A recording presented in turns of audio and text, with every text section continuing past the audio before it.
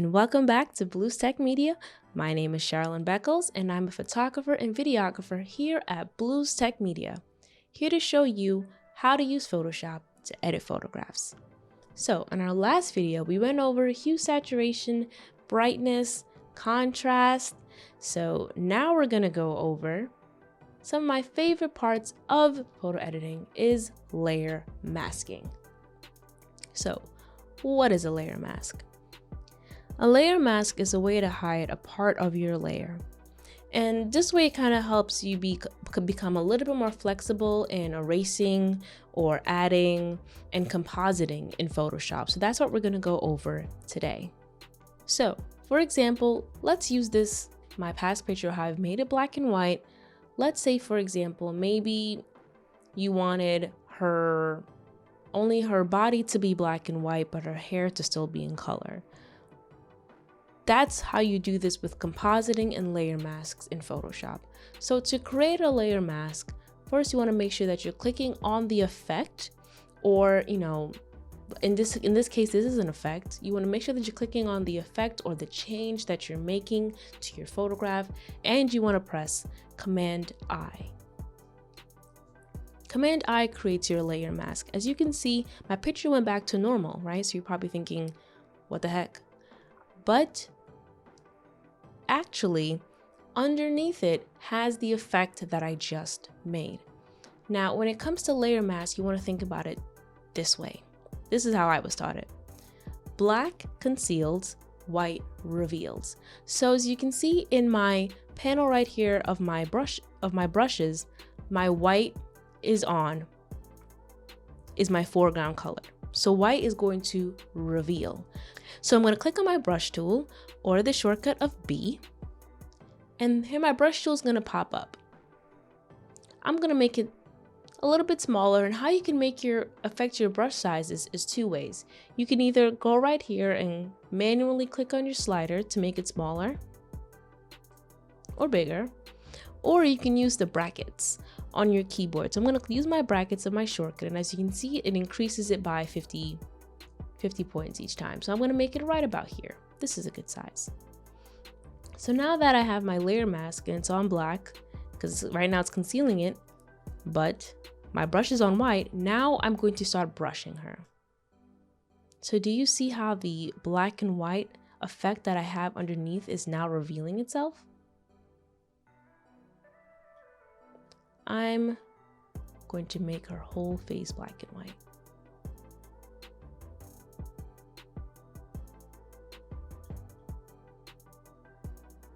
Perfect, but oops, made a mistake right here.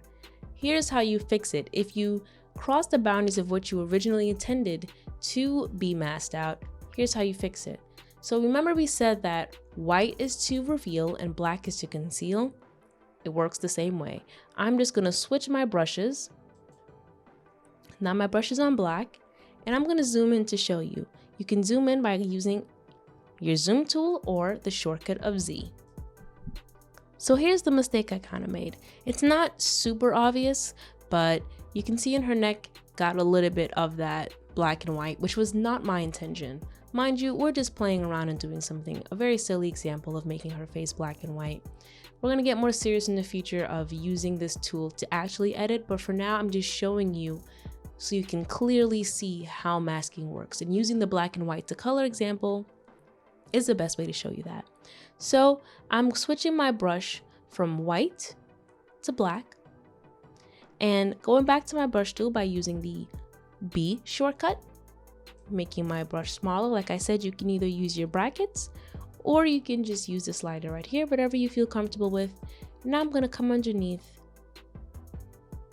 and just correct that. Oh, let's say you went overboard and went all the way over here. Same thing, you can go back to the white brush tool and fill it back in.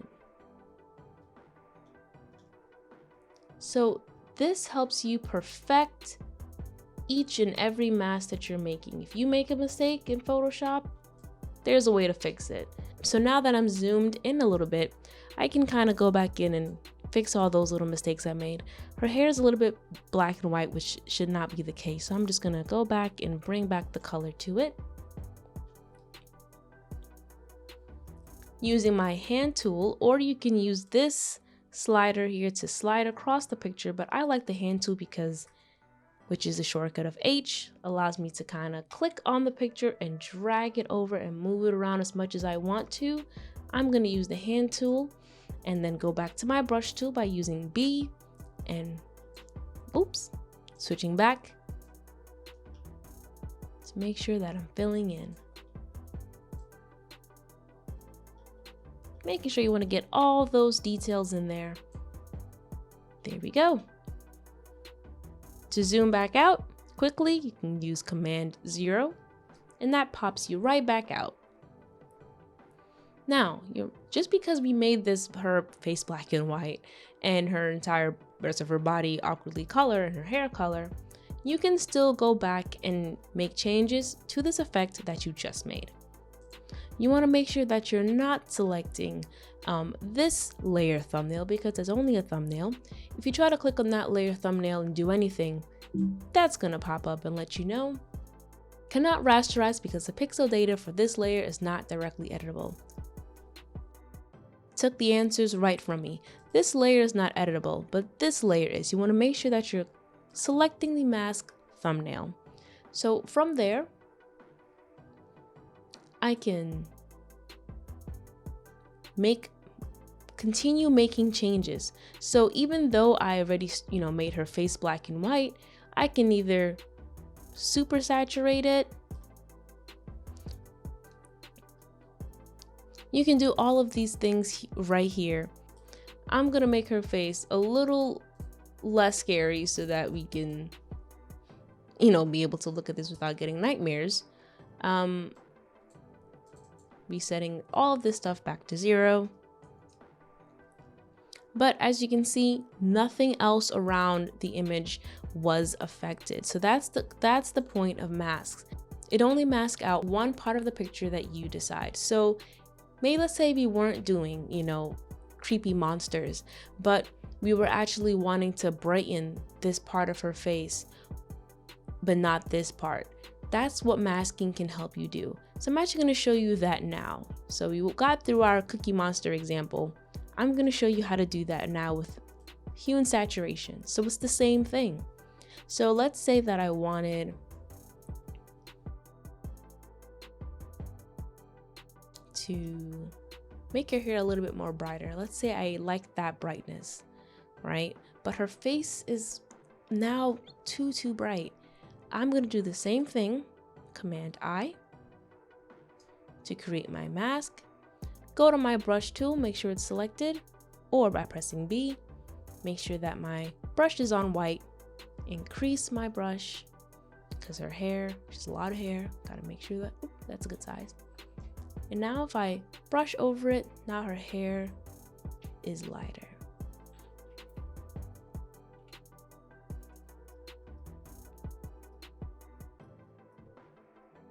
And as you can see right here in this little square picture, it's kind of showed you exactly where the mask cut out. So it made the hair, or this, the shape around her that we brushed, brighter.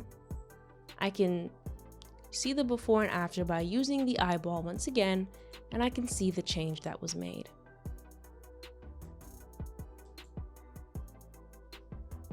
I'm gonna fill that part in. Oop. But I made a mistake right there. So the same thing like we went over before, we can do that again. Use my zoom tool to zoom into that area. Then I'm going to switch my brushes from reveal to conceal. Go back to my brush tool and then just correct that area. And there we go. That's easy as 1, 2, 3. That is how you mask in Photoshop. That's our before and that's our after. And you see, having the layer here is important because just in case we made a mistake, we can always refer back to our original layer for the original photo.